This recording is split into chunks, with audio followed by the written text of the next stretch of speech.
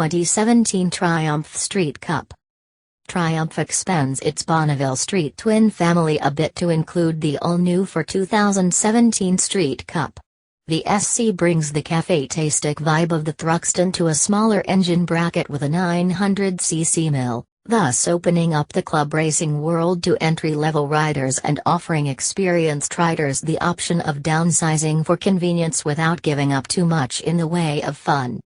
Sporty and quick, this ride seems to be everything one would expect from a contemporary cafe racer, but the market is currently awash with cafe bikes and it seems that everyone is jockeying for a piece of that action. Triumph might even be taking a little wind out of its own sails, by offering another CR, but price and displacement are different enough to appeal to different buyers. That said, I want to take a look and see what Trumpet has done to make this oddly named bike attractive to buyers in this well-populated niche. The cafe vibe starts off early with a cut-down front fender and blackout fork sliders below an isolated headlight can with a minimal fly screen on top. Twin clocks display speed and revs with an analog gauge, and a pair of LED displays and idiot lights set in the face display all the other pertinent data. The 3.2-gallon fuel tank comes in a slightly different shape than that borne by the Thruxton, but it still contributes to the cafe-tastic silhouette and has the distinct deep knee pockets that just seems to scream Triumph. A one-piece, two-up saddle comes with a pillion cover that copies the classic, cafe tail fairing look, and the upswept exhaust further reinforces the racy look at the rear end and adds the final touches to the SC. Not exactly an exercise in subtlety, the Street Cup absolutely drips with classic design references far beyond the obvious shape similarities. Sure, a bit of a front fairing and some laced wheels might make it look even more like a classic, but there's always the aftermarket for that, and this bike looks like a not quite blank canvas for a custom project to me.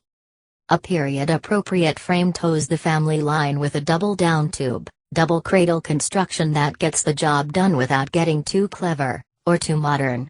Tubular steel members make up both the frame and the yoke style, twin-sided swing arm for a simple but strong skeleton. Cast aluminum rims keep unsprung weight low, and the 18-inch front and 17-inch rear come wrapped in a 190 and 150/70 hoop, respectively, for cornering performance. Steering geometry plays right into cornering ability as well, with a 24.3-degree rake and 3.9-inch trail that gives the Street Cup very decisive handling that's probably better than many of the original cafe racers. At 56.5 inches long, the wheelbase is somewhat compact but in line with many other modern sport bikes. Seat height is reasonable at 30.7 inches tall, and should inspire confidence in all but the shortest riders, but the drag-style bars pull the rider into a forward lean and may be uncomfortable over the long run to said shorter riders. I'm still on the fence on the whole bar and mirror mounts, but love 'em or hate 'em, the SC has 'em, and I suppose they do give a little bit better view than you get with traditional mirrors. KIB supplies all suspension parts with a set of 41mm RSA forks up front, and a pair of standard, coil-over shocks to tame the swing arm. While the shocks come with adjustable preload, that's the only suspension adjustment on the whole bike, which is a little disappointing, but I guess they need to give you a reason to upgrade to the Thruxton 1200R and get all those goodies. Wheel travel at the axle falls at 4.72 inches front and rear, so there's plenty of travel for a plush ride, but it may feel a little soft in the corners. Twin Potnissen calipers work with a 310mm front disc and 255mm rear with ABS on overwatch, and while it looks a bit thin on paper, there's plenty of stopping power to manage the 440-pound mass.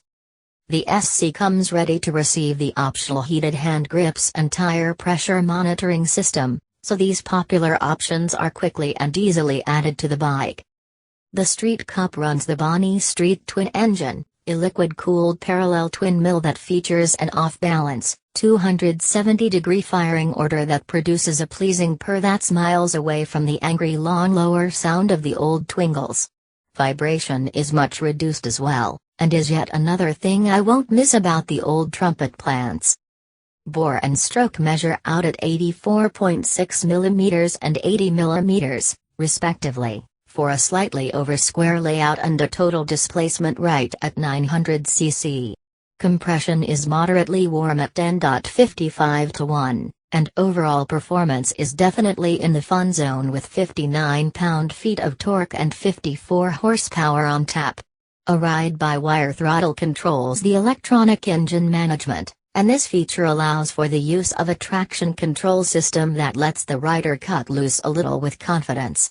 The traction control system can be switched between a few different modes, presumably one being off, and when added to the ABS and torque assist clutch, it completes the trifecta of safety features that should allow even newer riders to safely find the edge of the envelope.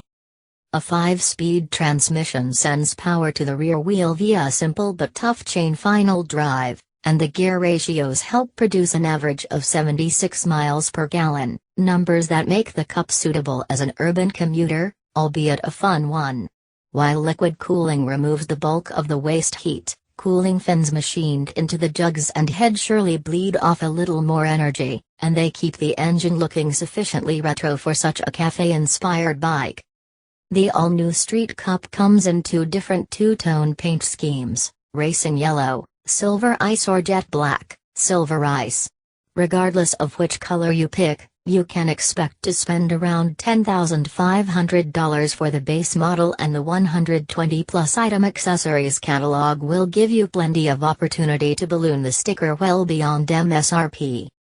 Cafe racer designs are once again becoming popular, and there are a number of mid-size models available today, but not many in the smaller brackets. One notable exception from a reputable builder would have to be the V7 Racer America from Moto Guzzi. Built to go after the first-time or budget-minded buyer, this little Italian CR carries many of the same details, such as the fly screen on the headlight housing, cut-down front fender with blackout fork sliders, and the near-obligatory tank shape and tail fairing that so clearly marks it as a CR-style ride. Upswept exhaust pipes complete the racy finish, and MG takes it a step further by actually adding number plates, for those unexpected, closed-circuit races you keep finding yourself in. Maybe that's just me? The Guzzi mill is typical of the brand, with a 90-degree, transverse V-twin layout that has the heads poking out from under the tank to give the America its shoulders. It measures out just a skosh smaller at 744 cc, and puts out 47 ponies and 44 pounds of grunt against the 900 cc Bonneville with its 54 ponies and 59 pounds. Of course, one must factor in weight before taking the power numbers at face value. Wet and ready to go, the V7 weighs in at 419 pounds, but Triumph lists the SC at 440 pounds dry, so you can probably figure on something around 460 by the time you get a load of fuel, lubes and a battery on there, and that certainly cuts into the power advantage as far as quickness in acceleration is concerned. The rest of the drivetrain falls along party lines with a 6-speed tranny and a shaft drive on the Guzzi versus the 5-speed and chain on the Trumpet. Both manufacturers run ABS and a single disc up front, but Guzzi adds fully adjustable rear shocks for an edge in ride control. While that's nice to have, I'm not sure it's worth the loss of traction control that is available only with the SC, and so can't really count as an advantage in this case. Pricing is close, but the Trumpet picks up a win here with a $10,500 sticker, almost $700 cheaper than the Guzzi, which isn't a big difference at over $10K, but there it is.